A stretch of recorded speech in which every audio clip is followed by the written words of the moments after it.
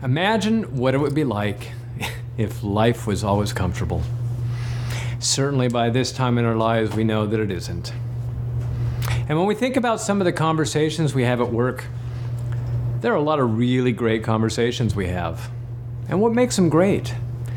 Are they great conversations because the people we're talking to are important and we have great relationships with them?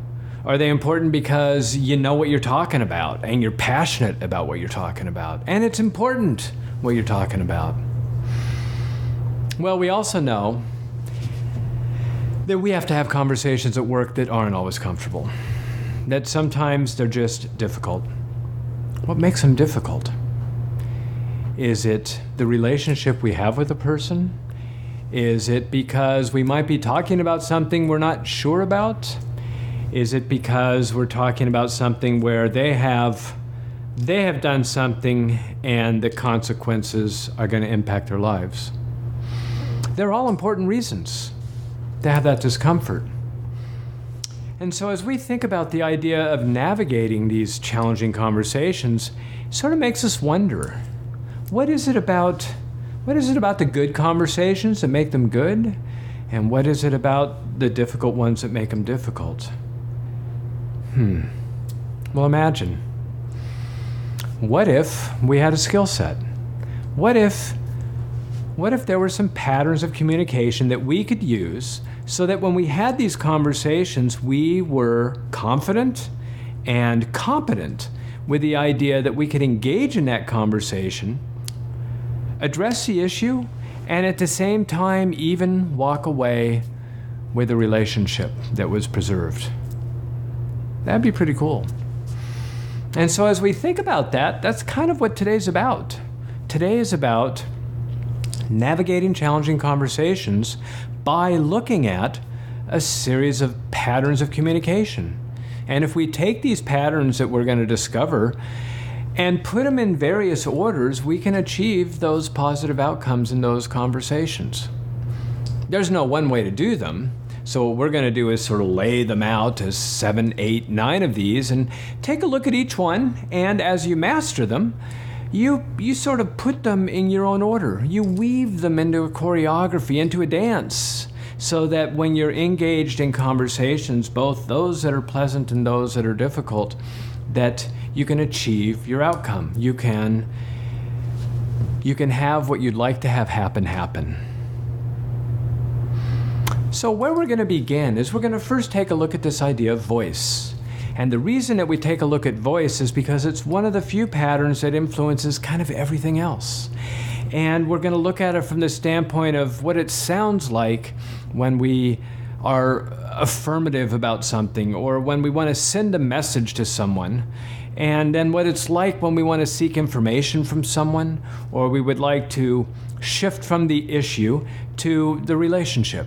And so we're going to look at voice tone and a couple of other things and how those can contribute to this idea of straddling that line between pleasant and unpleasant conversations. So when we think about the idea of voice, one of them is just this sort of idea of being credible. The idea of what is it we can do with our voice so that when we are talking to someone, that person will perceive that what we're talking about is not only important, but we also know what we're talking about. And this has been called the credible voice by lots of people in the literature. Michael Grinder, Fernando Payados, and others. It's the idea of credible. The idea that in that moment of having that conversation, whoever you're talking to has a perception that you're worth listening to. And so for you, when you think about a credible voice, what it is simply having a narrow tone, and as you come to the end of a phrase, you lower the tone, and at the same time what you do is you lower your chin. And if you begin to talk this way, with that narrow tone and dropping your chin, then there's a good chance that whoever you're talking to will have a perception that you know what you're talking about, that the message is important. So it's just a credible voice. And it's something you can practice on your own. You can go into the bathroom and practice in front of the mirror. You can watch newscasters on TV or or sportscasters, or delightfully weathercasters. They're the ones standing in front of the camera talking about rain and low pressure and sleet and all of those things, and you'll see them talk with this credible voice pattern. So that's important. So we've got that idea of having a tone that we're going to use around the issue, and that's where we're headed with this. As we think about the idea of difficult conversations, there's the issue and there's the relationship. And so what we want to do is figure out how we talk when we talk about relationship or issue, and then what we want to do when we want to talk about relationship.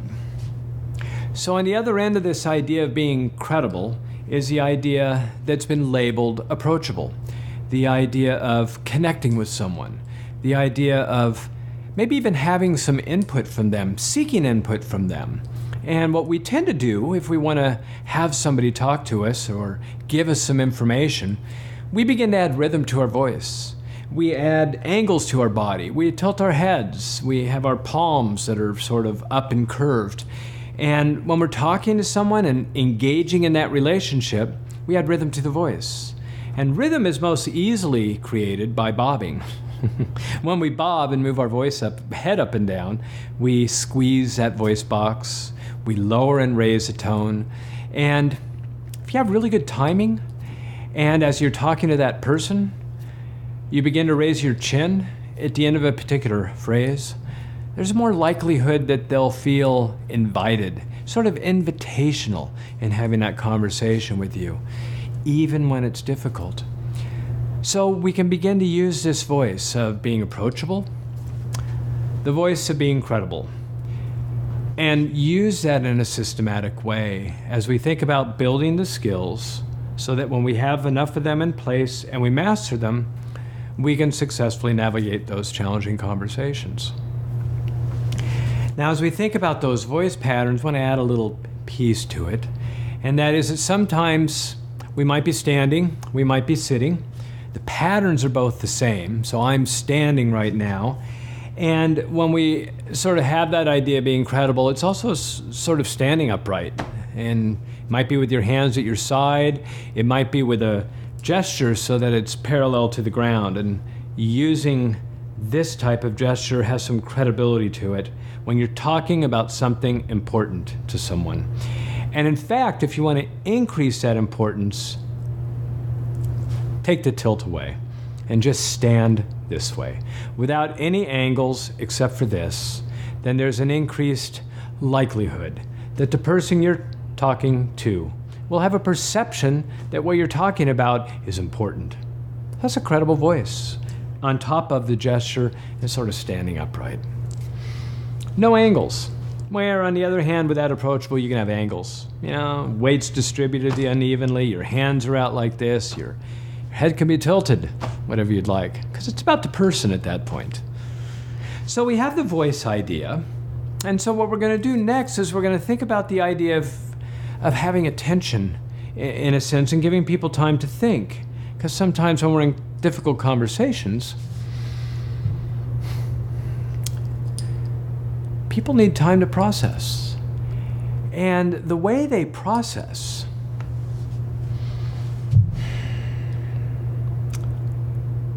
with a pause.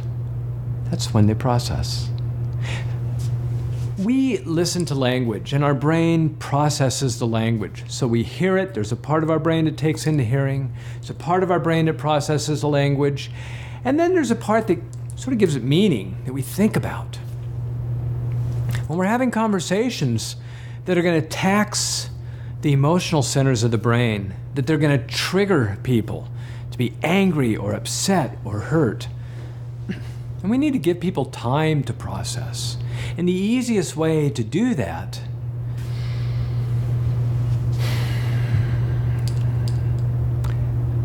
is to pause. So we need to give people permission to pause. In conversations, the way we give people permission to pause is we might look away. We might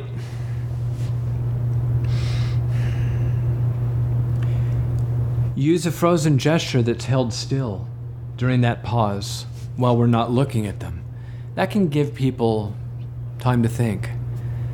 It makes me wonder, in fact, if I go back, or maybe if you go back and think to a past conversation you had with someone you cared about. And in that conversation that you were having, it got to a point where you realized you had to think. You had to take a moment to think about something as you were engaged with that person. And if you think back to that conversation, there's a very good chance that when you had to think most deeply, you had to look away and do the thinking, access the information, process it. And then when you did, you went back to the person you were talking to. It's an example of needing that time and space to think. Well, in difficult conversations and challenging conversations, when people are spun up and emotional and irritated about something because they're upset, then we need to give them time to think. And so pausing allows that. And what's important when you pause, as we pause, is that we also have to breathe. So I'm adding two things together here. Pausing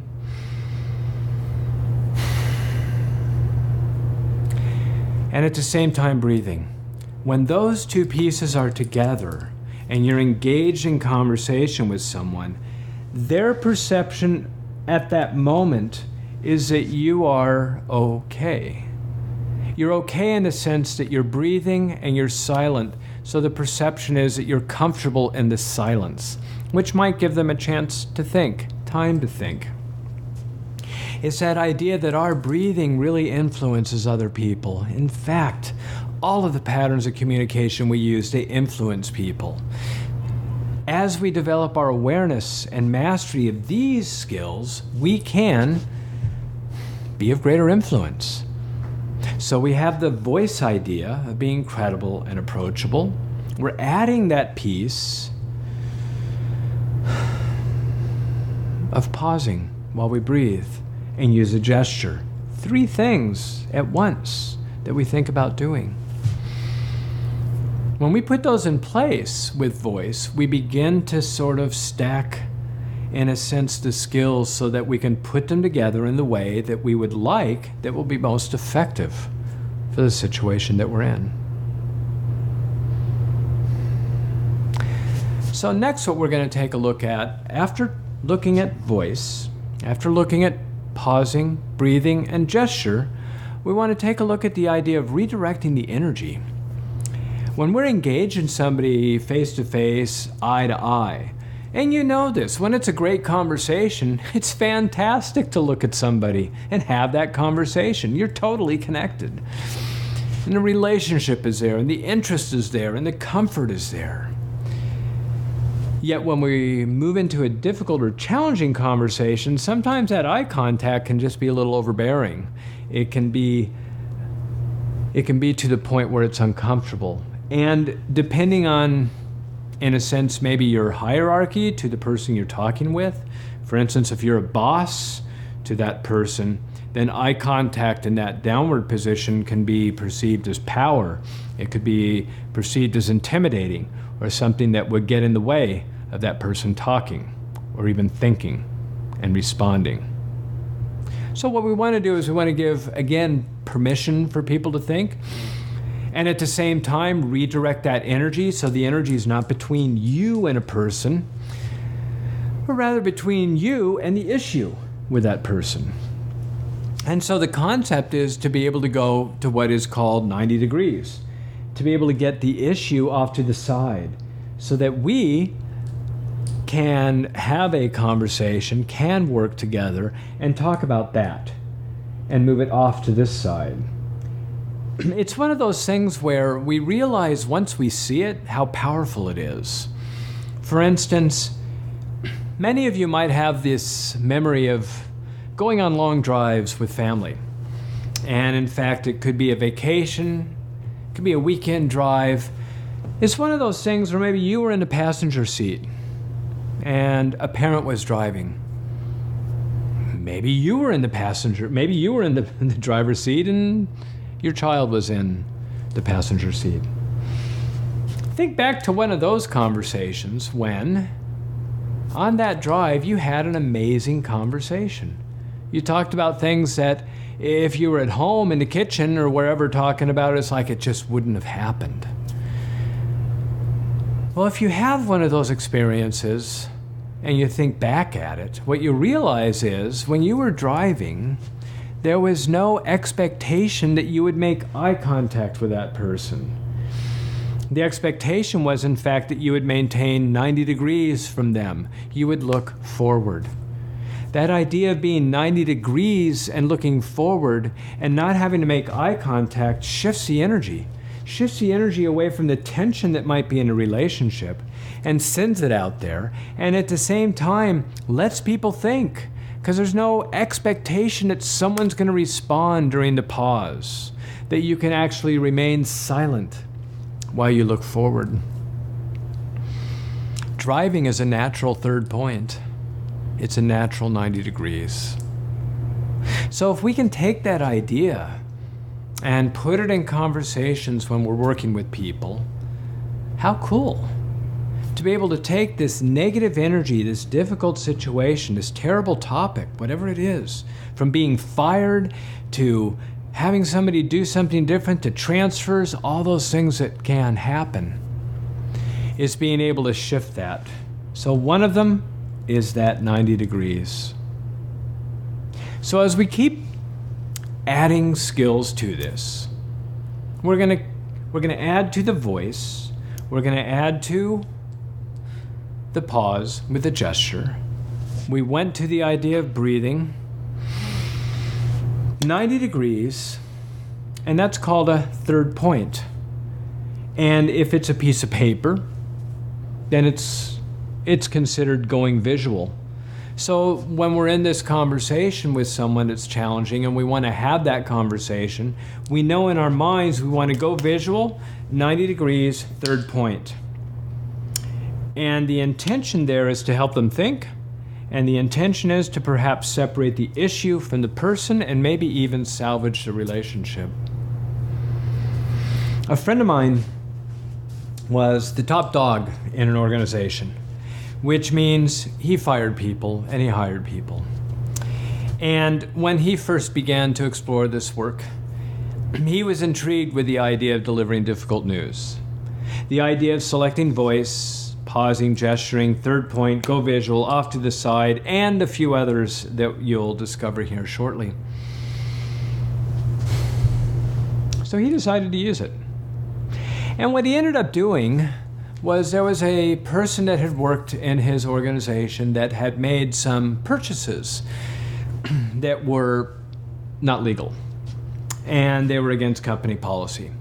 It was a repeating pattern, and with intervention did not shift, so it came to the point to release this person. And so what my friend did was he decided, you know what? I'm not going to fire him where I fired people in the past. I'm going to fire him in not in my office. I'm going to go somewhere else. What's called a neutral location, in fact, which we'll get to. And so what he did is he and this person went into another room in the building, and they sat. And as they sat, my friend said that there were a lot of things that he enjoyed working on with that person, and there are several things that, as a result of the behavior that you've done, when we look at this, blah, blah, blah. And he just talked about the things that person had done. What was wrong with those behaviors, how they violated not just a few laws, but also some policies, procedures of the organization. And as a result, he had to terminate them from their position. It's uncomfortable. If you're in a position where you're going to take the livelihood away from someone, their ability to care for their family, their ability to provide food and shelter and put them out in a place where that's not there, that's uncomfortable. Well, what's fascinating about this is over the 35 or 40 years of my friend's work, where he was the top dog, this is the only person he's ever fired that he still has a relationship with. And what's amazing is that the person that was fired, as they have remained friends, talked about that day.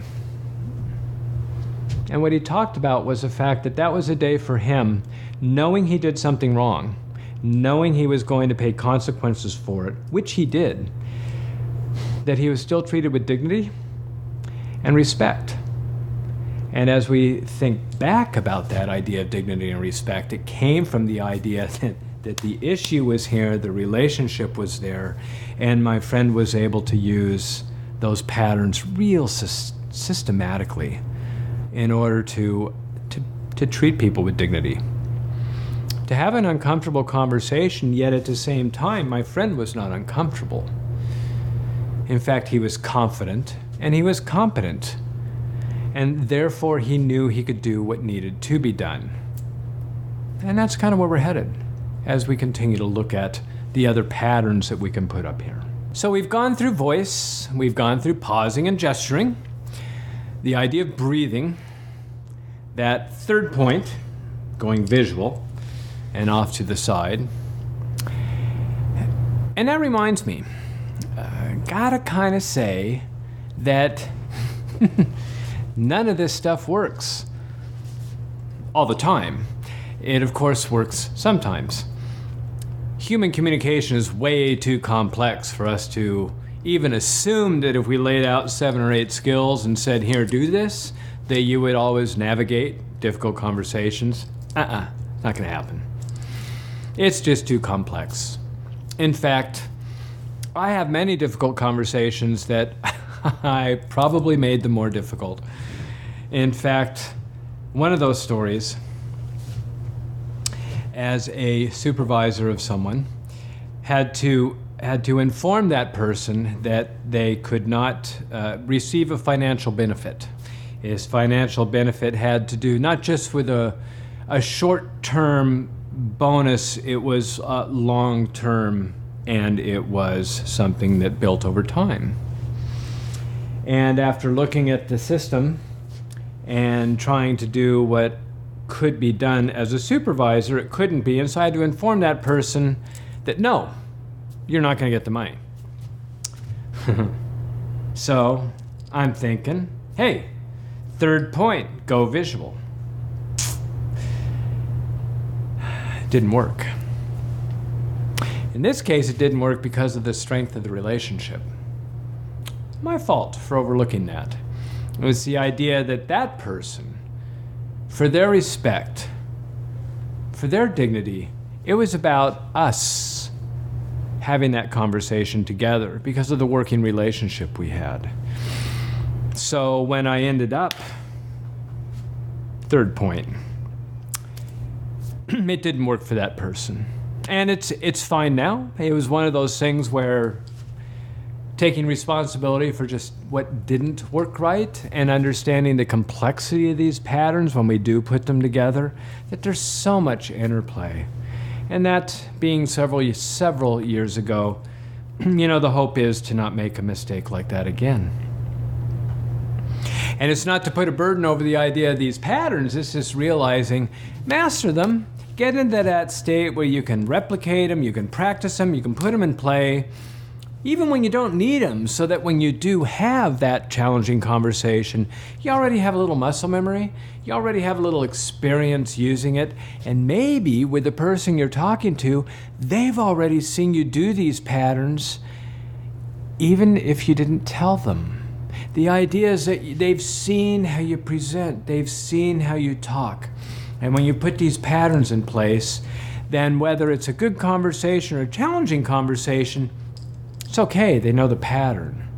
And in this case, that third point was not a pattern that had been used. So in using it with that person, it really violated the relationship we had. And it was a mistake made. So that's that third point. So as we move into this idea of going visual, the next piece that we can add to this is the idea of taking into consideration what it might be like to change location. Told you the story about my friend where he went and he had to terminate someone's position, so he did it outside his office in a neutral location. So that's one way of thinking about location. Interestingly, when he told this story, what was really interesting was that his office stayed pure. His office was where he had good conversations, serious conversations, and important conversations. If it was a conversation where he was going to terminate someone, he would not do that in his office.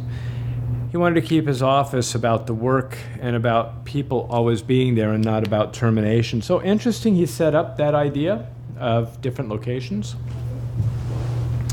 For what we're talking about right now, I'm going to keep it sort of small, and the idea of different location just being the idea of third point's one location. Well, the other idea is that if you're talking with someone, difficult concept, difficult work, and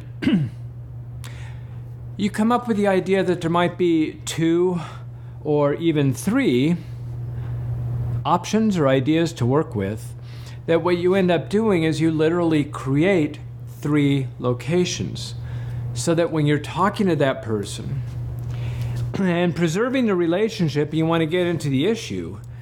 When you get into the issue and the possible options, you place the options out in front of you. They're not in your options, they're not their options, they are the options. And by placing those out there, recognizing it's what's happening now, it breaks eye contact, gives permission to break eye contact, let somebody breathe, let somebody think, redirect that energy, and it gives them this visual location to think about things. What are the consequences if I make this choice? I'm curious, what would be the consequences if I make this choice? And what might be, and so you kind of see there the idea that we can place those images out there, those locations for people. Let them think through things. You can talk and ask them questions. What for you? What for you would be the ones that offer you the greatest comfort? What for you would be the options that would offer the greatest challenges? You know, whatever question you'd like to ask that in a moment, it's the right question to ask. Watch them. And if you watch carefully, they will do what's called a micro expression or a micro cue. They'll look real quickly at one of the locations. And if you ask them about the location they favor most and they look, you've got the cue. That's what they like. You could end up talking about that because they're already favorable to it. Or if you ask them what it is that they're challenged by or they're not comfortable with, they might do a flash for it, and then you could ignore that and move over into the ones that they're favorable to. So it's about taking care of people. It's about taking care of those that you work with. Respect, dignity. That's where these can be powerful tools. So as we think about the idea of location now and sort of backing up. So we had the location, go visual, third point, the idea of breathing, pausing, and voice. Moving into really kind of 3 more patterns that we'll add to this. And then for you, those would sort of be the patterns that you can work with, play with, choreograph, practice, put in different orders, so that you can navigate not just the good conversations, but those difficult ones. So one of the other things to think about as we do this is the idea of the power of language. And we know that if we use certain types of language with people when we're talking about things that are going to trigger their emotions, get them upset, challenge their professionalism, challenge their character, whatever it is, that if we choose certain types of language, we could be more successful at having that conversation, so maybe they might not be triggered. So they might not get upset.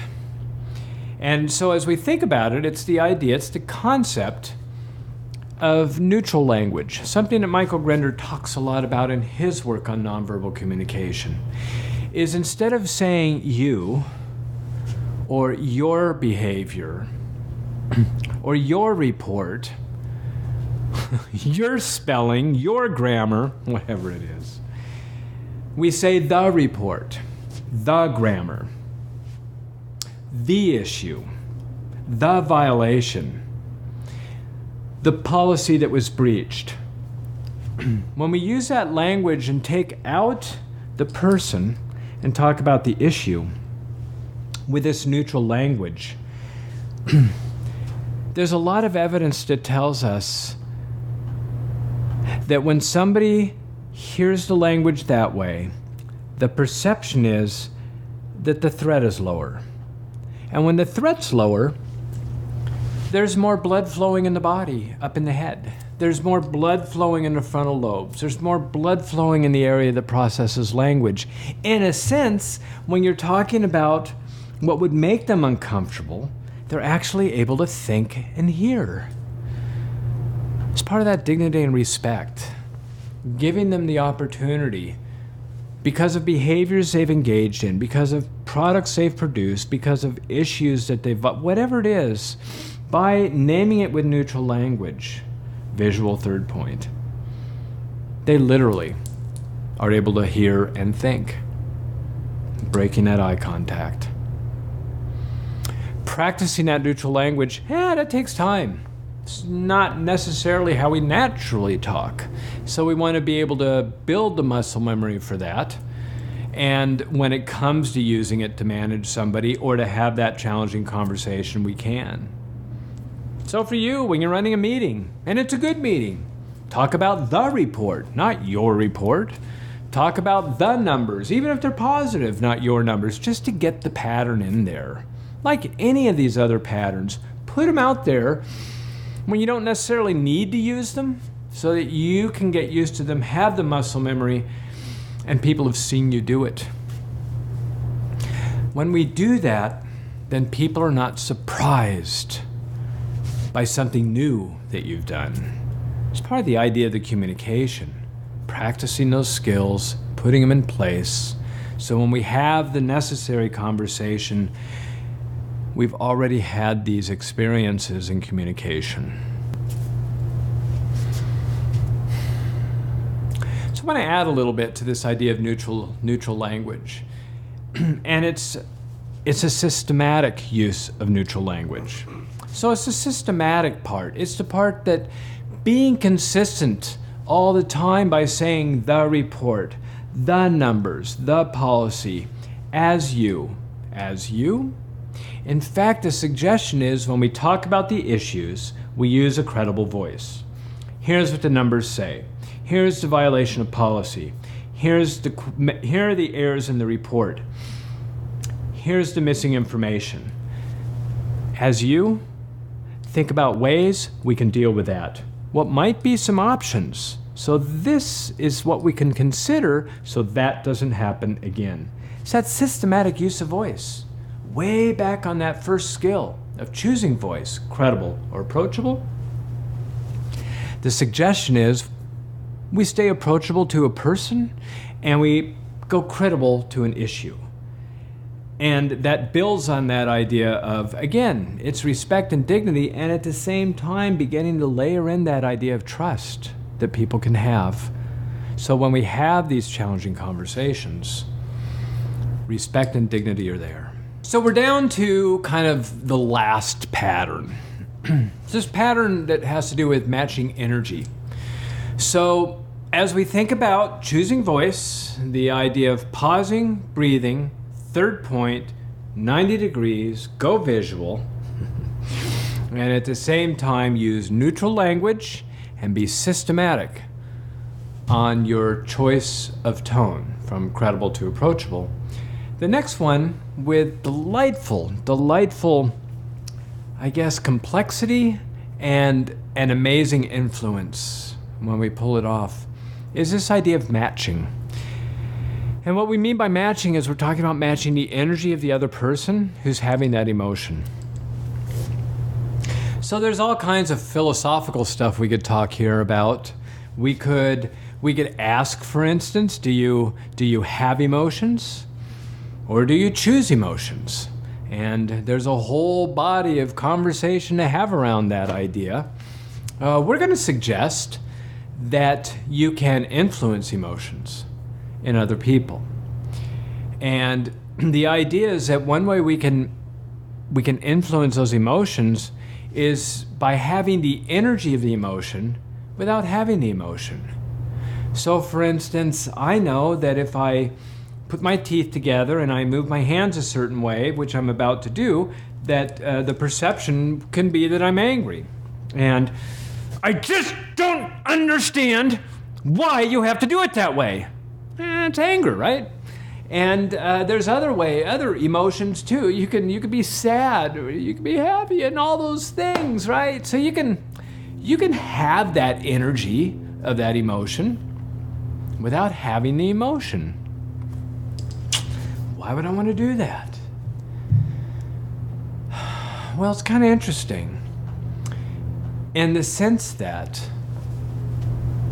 when people are having a negative emotion, let's say, like anger or fear or disgust, what we know, what research says, what practical applications tell us, is that when that person feels listened to and understood,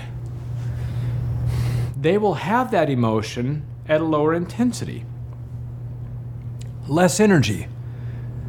And if they have it at less energy, we also know that physiologically and even physically, when people are having anger at a lower intensity compared to a higher intensity, at a lower energy, there's more blood in their brain, there's more blood to process thinking, there's more blood to hear by, and they have a sense of mindfulness and resourcefulness.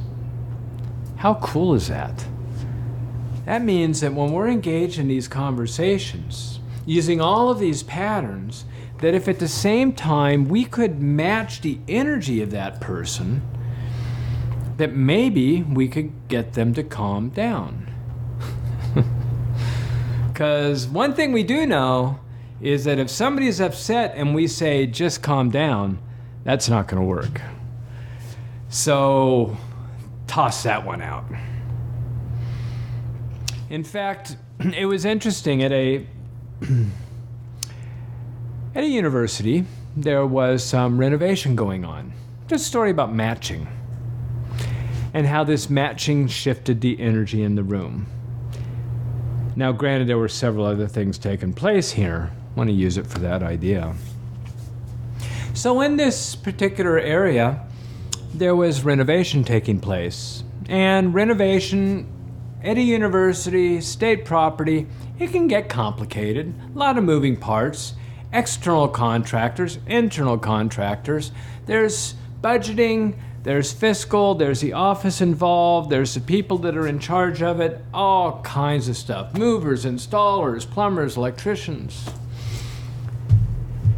So one time, in that particular office, there was a person present who was a person who had responsibility in the sense that they were the contact person in the office for the renovation. However, they had no authority. They were just simply a contact point.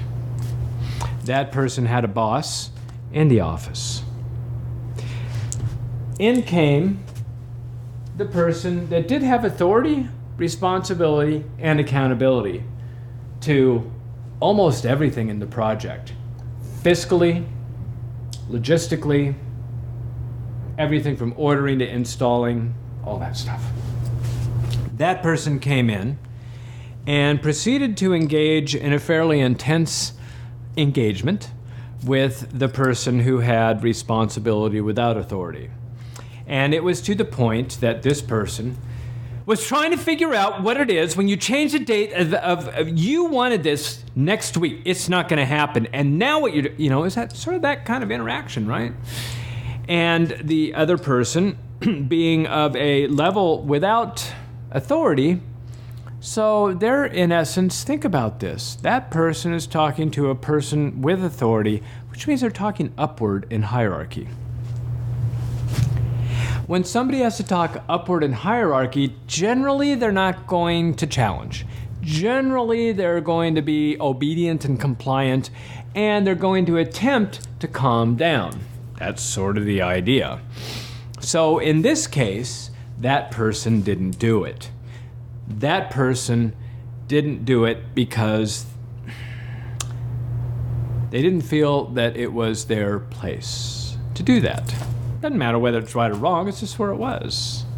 What was interesting, though, was that within a minute or so, didn't last too long, within a minute or so, the boss of that person came into the room. as they came in, they could hear the interaction, and so what they did is they immediately stepped in. And what they did is they stepped in with a match. A match, and in this case, a paraphrase. And that person walked over to the person who was spun up and said, "So it's really frustrating right now. You have a lot of things to do, and it's thinking about where are we going to go with this." What do you think the other person did? They looked and they said, yeah, it is frustrating. What we really need to do, literally, it was that fast. It was that fast. Now, this is kind of a reactive state here. And I realize we shifted subjects from the idea of matching. What happened here is it's reactive. This person was spun up, a person came in, and with skill and mindfulness and flexibility, they decided to match that person so that they felt listened to and understood. And when they did, it was instant. Within seconds, they calmed down. Was the issue still present? Absolutely. Were the due dates going to pass? Absolutely. Were there going to be costs incurred and people put out? Yes. And they were now in states of resourcefulness, of mindfulness, and respectfulness. And it ended up as a good conversation by the time they left, with solutions in place, and at least satisfaction in understanding the situation with all parties involved. So this idea of matching can be used in the way that was used reactively. That was used like, okay, it's already taken a turn for the worst. I'm moving in and I'm doing it. We can also match from the standpoint of proactively. Now, what I mean by that is that if you're delivering difficult news for somebody, it doesn't mean you're going to get, man, you can read it. It just doesn't mean you're going to do that. But it might mean you might say something like this, where you could match energy of the emotion that they might get ready to experience. And the reason is, if we mention someone's emotion before they do, they'll have that emotion at a lower intensity. That's interesting. So it could be something along the lines where you might, when you were going, third point, off to the side and visual, you might say, and as we look at that data, it can be frustrating and people are irritated at the quality that's missing. So you could have that energy here and immediately shift. And as you think about ways that we might be able to deal with this, what is it that for you would be most useful so this doesn't happen again? I know there's an extreme dramatic phase at that point as we do this, is to model the idea that this energy is present. That person might be upset and uncomfortable. In this conversation, if I know I can match that energy and name it before they do, then they're going to be more resourceful, more mindful, and more comfortable. That's kind of what's important. Because ultimately in these conversations that are difficult and challenging, we're always going to have issues in our organizations. It's the relationships that are going to come up with the solutions to those issues. So if we can treat those relationships with respect and dignity by using these patterns, then maybe those difficult conversations will not be difficult, just slightly uncomfortable. Because your competence and confidence now, by knowing these 7, 8, or 9 skills, and with mastery and practice, can implement them. How cool would that be if you could shift those conversations to conversations that in fact you look forward to? You look forward to because you know an outcome of those conversations is that that person's going to end up being a better person because of it. They're going to perhaps learn new skills. They're going to perhaps develop themselves. And most importantly, when they or any of us make mistakes in the future, that we'll have that experience behind us to know what it's like to have those conversations. So as you explore these and think about the idea of voice, pausing, breathing, third point, go visual, off to the side, neutral language, systemic use of voice tone, and matching the energy of the emotion. And those are the skills, not in any particular order. They're the skills you weave in the complexity of communication. So when we have these conversations, whether they're pre-planned ahead of time, whether they happen in the moment, we have this skill set so that we can engage in these conversations with confidence and competence, just like we do in conversations we love at work, where we have the content knowledge, the passion, the drive, and the relationship. It's about humans. It's about respect and dignity. It's about the fact that issues are always going to be present. Let's choose to not make them difficult. Let's choose to engage in the relationships to resolve them. And that's how you might navigate difficult conversations.